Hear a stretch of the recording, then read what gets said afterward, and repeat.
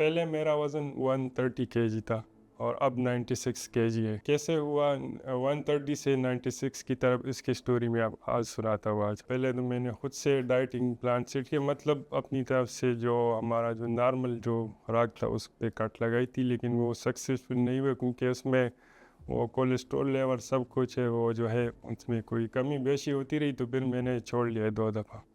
और वजूहत ये थी कि उसमें मेन मसला ये था कि हाइपरटेंशन में चला गया था मैं, और उसकी वजह से ये पैनिक अटैक और एंजाइटी ये चीज़ें बहुत ज़्यादा होती थी फ्रिक्वेंट। कभी कभार जब ऐसा होता था कि थोड़ी सी एक्टिविटी भी कर लूँ तो सांस फूल जाती थी, सीढ़ियाँ चढ़ना ये काफ़ी मुश्किल हुआ था, और दूसरी नॉर्मल लाइफ भी काफ़ी डिस्टर्ब हुई थी क्योंकि हर वक्त जो है हाइपरटेंशन, इसकी जो डॉक्टर ने कहा कि आपने ये मेडिसिन कंटिन्यूस लेनी है, इसको में ब्रेक नहीं देनी है, तो वो बड़ा मुश्किल होता वो मरहला। फिर मैंने इंटरनेट पे RMI में कोई डाइटिशियन इस सर्च में मैंने मैडम की प्रोफाइल देखा, तो मैंने उसके साथ अपॉइंटमेंट ले ली और उसके साथ कंसल्टेशन की डिस्कशन की। तो डिस्कशन से हमें ये पता चला कि हमारा जो बॉडी मास इंडेक्स है उससे तकरीबन 30 kg ये वेट एक्सेस है, तो ये टारगेट मैडम ने रख दिया कि ये हमने घटाना है। कुछ महीनों पहले मेरे पास एक पेशेंट आए थे जिनका नाम मोहम्मद जान था, और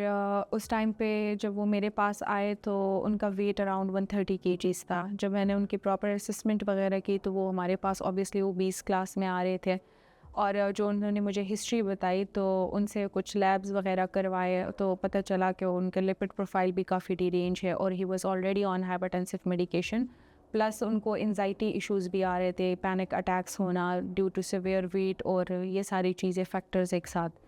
क्योंकि कुछ टाइम बाद जब वो लैब्स वगैरह हमने देखे तो उनके लिए फिर हमने प्रॉपर कैलकुलेशंस वगैरह जब मैंने की, प्लान बनाया, तो उसको मैंने कहा कि आप इसको इस तरीके से फॉलो करेंगे और बीच में मुझे फॉलोअप्स देते रहेंगे। उनको मैंने फ़िज़िकल एक्टिविटी के लिए भी बोला, physical activity in terms of के वॉक वगैरह। 1 मंथ बाद जब वो मेरे पास दोबारा आए तो he had lost almost 10 kgs. फिर हमने कुछ टाइम के लिए उसको दोबारा कंटिन्यू किया, फिर हमने सेकंड प्लान उनको बना के दिया, और जब सेकंड प्लान के बाद वो मेरे पास आए तो ही टोल्ड मी कि उसने जो है एंटी डिप्रेसेंट्स वगैरह जो है वो स्टॉप कर दिए हैं, जो उनको एंजाइटी मेडिकेशन प्रिस्क्राइब की गई थी। और जब वो थर्ड स्टेप हमने उनको प्लान दिया और उसके बाद जब वो मेरे पास आए was almost I guess 97-98 kgs, तो तब उनको हमने थर्ड प्लान जो दिया वो इसलिए दिया कि अब दोबारा इनका वेट गेन ना हो और ये 95-96 पर ही बैलेंस रहे।